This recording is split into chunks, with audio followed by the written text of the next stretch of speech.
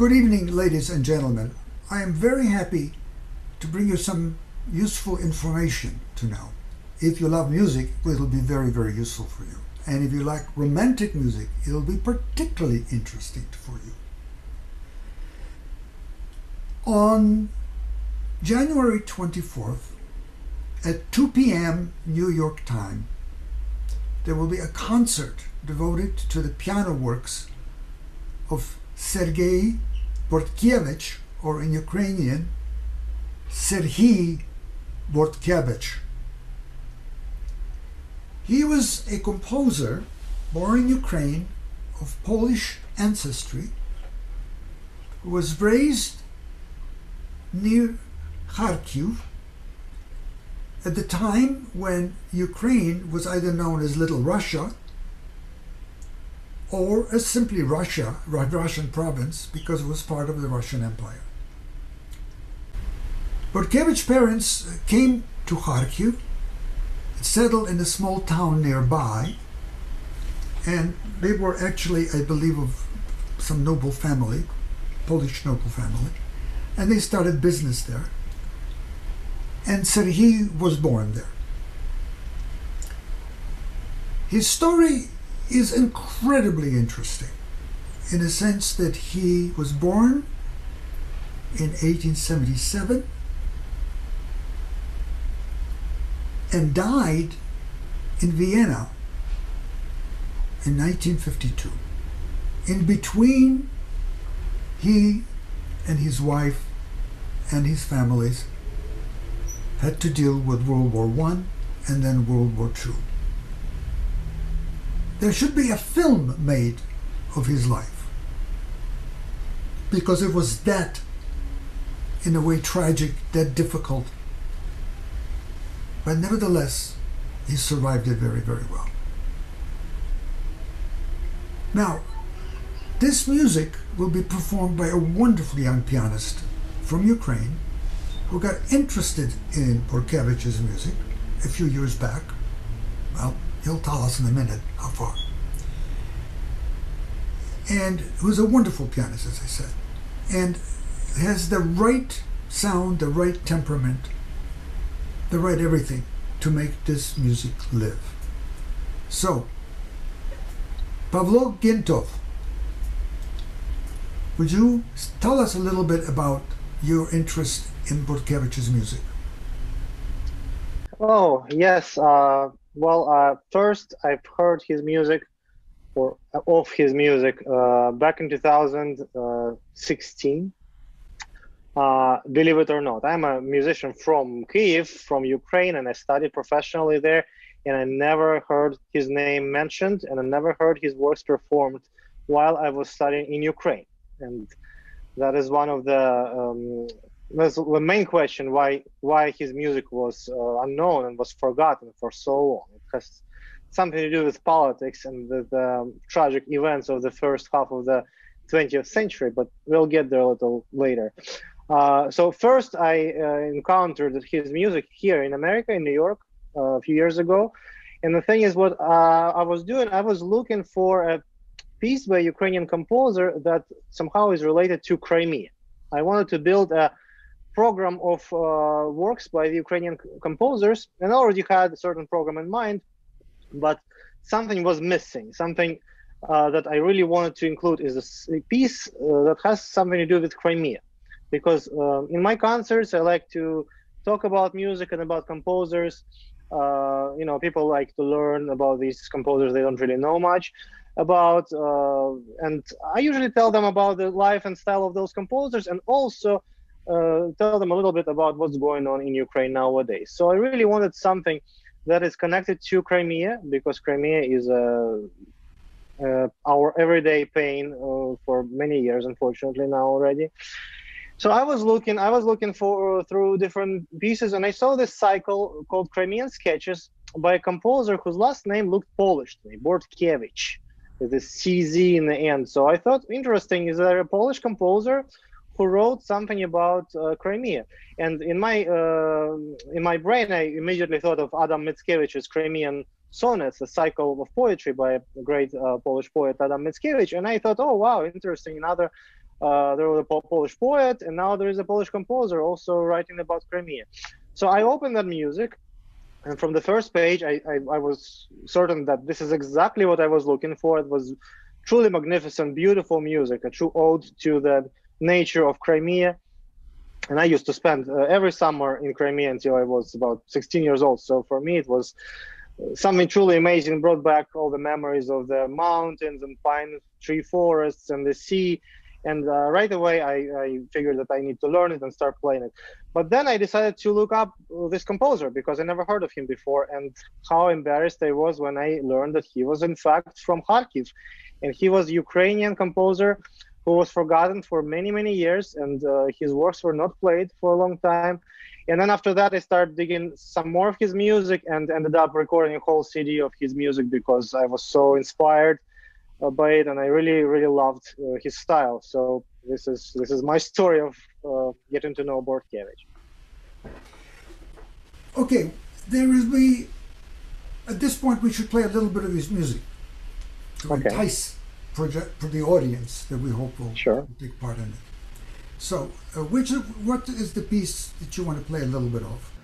Another trademark of Bortkevych's style is his very dramatic build-ups that lead to extremely powerful and ecstatic climaxes. Here's an example from his Consolation, from cycle Lamentations and Consolations.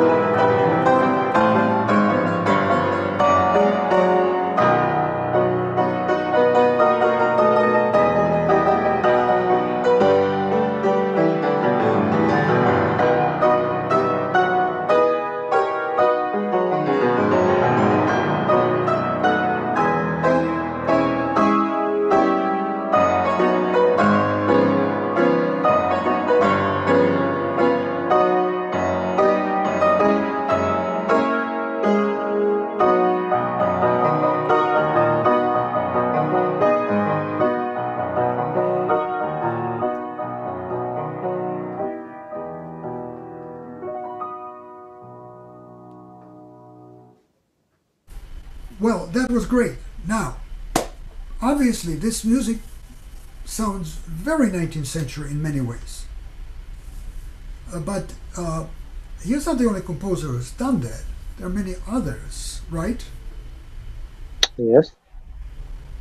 So there's Rachmaninoff, who's actually in many ways his contemporary. They just died so many years apart. And there is Sibelius. There's another Ukrainian called Kosenko that also wrote in that kind of a style.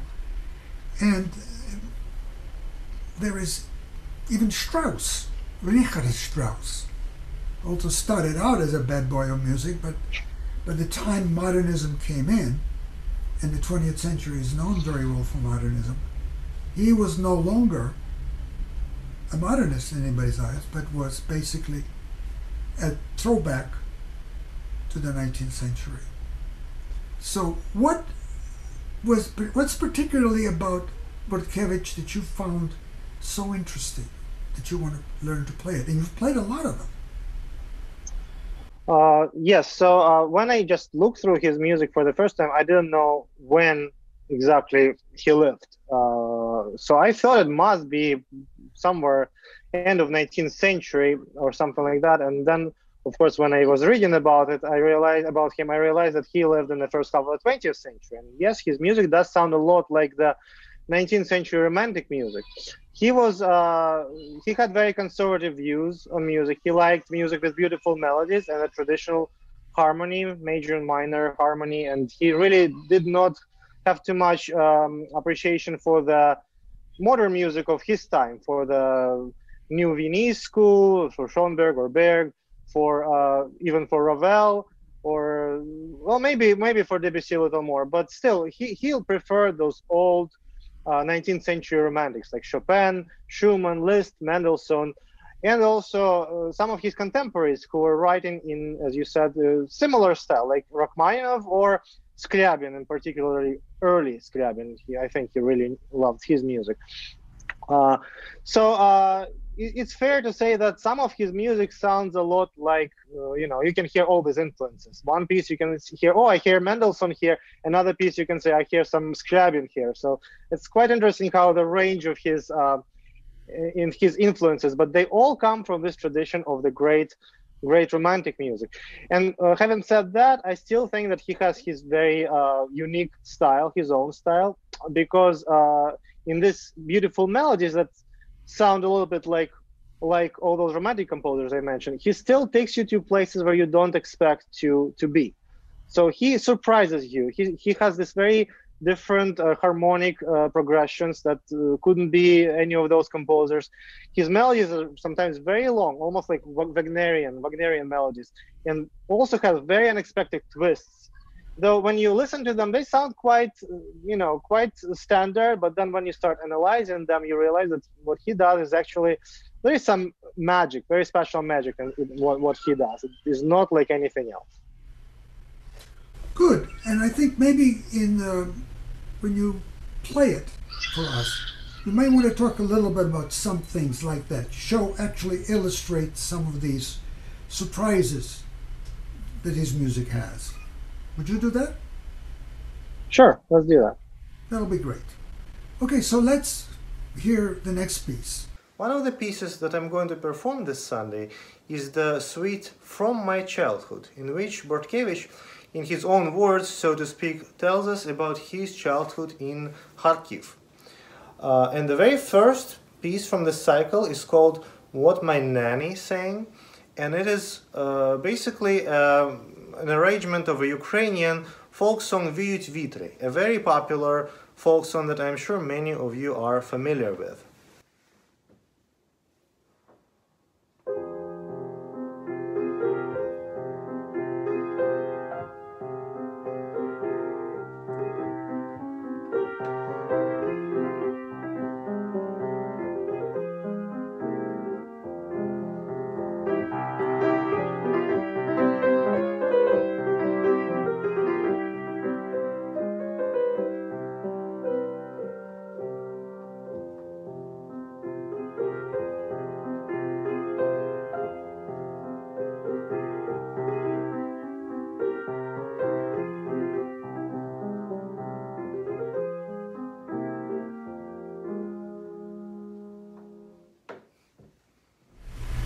Now, what I'd like to do is just tell you a little bit of a dilemma in the 20th century is in the fact that the 20th century two currents separated, what we would call the traditional current, and the other one would be the current that is the modernist. And this goes on to the present day. It's no longer a war like it used to be. It's just acceptance of the fact that polystylistics is in fact lives. I think the best answer to that as to why that was, there is a wonderful Russian composer named Alfred Schnittke, and somebody asked him, well, what is contemporary music? And his reply was Monteverdi, Schütz, Bach, Handel, Mozart, Beethoven, Schumann, Brahms, Verdi, Wagner, Debussy, Ravel, Schoenberg, etc., etc., Stravinsky, etc. They say, what are you talking about? Well, it's music that's being played now. Because it's being played now, it is contemporary. So you have to make a distinction between what is contemporary and the other things like modernism, like serialism, like polytonality, etc. So I think in that sense, as we are approaching now, we're going into the third decade of the 21st century, one must then look upon music as something that is naturally polystylistic by now, because it's historical. History now plays a big part. I'd like to leave a little bit what, in an interview, he wrote. He said, this was written down, this was in 1948, after the war. I have often been called an epigone of Tchaikovsky, but that is not correct. I certainly create music in the atmosphere of Tchaikovsky and may well count myself among the romantics, but I have retained my personal character. Today, one is probably inclined to dismiss all melodicists as epigones, certainly very often wrongly, especially as far as I am concerned. Romanticism is not the bloodless intellectual commitment to a program, but expression of my most profound mind and soul. And I think that tells you about who he is. And this was the fight that existed, which is primarily in the beginning of the 20th century into the 20s and 30s and 40s and 50s and 60s, has kind of disappeared. But Richard Strauss, who remained a traditionalist, went to a concert where the new piece of Paul Hindemith was performed. And afterwards, and Hindemith was one of the early modernists in Germany, he approached Paul Hindemith and said, "Why do you write like that? You're talented." Which I thought was a funny remark. And it sort of shows that division that was going on. Okay? And that's nothing particularly new. That was also true in the 19th century, when you had the Wagnerians versus the Brahmsians. So I think it's time for us to reevaluate the music of these neo-romantics that worked in the 20th century, and if this is really beginning. And Bortkevychs now is being recorded a lot. He's got over a dozen recordings out, professional made recordings. And if you go to the YouTube, you can hear a lot. So, what do you think about that? What are your thoughts on that subject? I think that was an amazing quote from him, and he is a lot criticized often for kind of borrowing elements of other composers' styles. And when I was doing my recording, my sound engineer kept turning on the microphone and saying, "Wait, that sounds exactly like this Liszt piece, and this sounds like the Scriabin piece." And there is definitely some truth to that. But I just think for him that was his language. That was what he was used to. He was a great pianist. He played all those great composers, and that's how he was thinking. That's how he, how he was living. That's the language he was speaking in his music, and that's what he says, right, in this quote. And I think there are always different types of composers. One who tries to create something new, to break the rules, like, let's say, Beethoven, right, like to be a revolutionary. And then there is another one who kind of sums up what was before. He used everything he could. He heard everything he loved from the previous music, and he creates his own music. And that's how it was with Bortkevychs. So yes, his music really sounds like the 19th century music, and you can definitely hear all these influences, a whole spectrum of those, because he was a cosmopolitan. He lived all over the place in Europe. He lived in Kharkiv, and he lived in St. Petersburg for 3 years, and he lived in Vienna and in Berlin, and he spent some time in Constantinople and Belgrade and Sofia. He lived all over the place, and that's also what you can hear in his music, because sometimes you hear the Russian romantic elements, sometimes you have Ukrainian folk melodies, sometimes you hear Mendelssohn or Schubert or Liszt. So that's just his style, and I think it goes in a perfect harmony with his life. Okay, good answer. So we're going to hear another piece now. Okay. And Pavlo will introduce it. Let's hear it. And here is one of Bortkevich's early works. It's called The Midnight, and it's very much inspired by the German Romantic composers, in particular by Robert Schumann.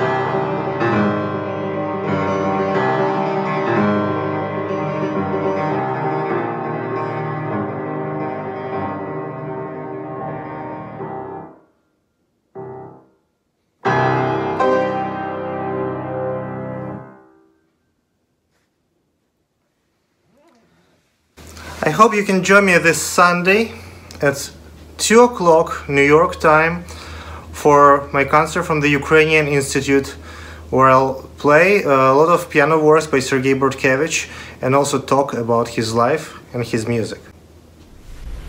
Thank you, Pavlo, and thank you, ladies and gentlemen, for giving us your time. And following this end of this video, you will see some information placed for you to look at, write down, that all the other information that you need to be able to join us on this stream. Thank you very much. Have a good year.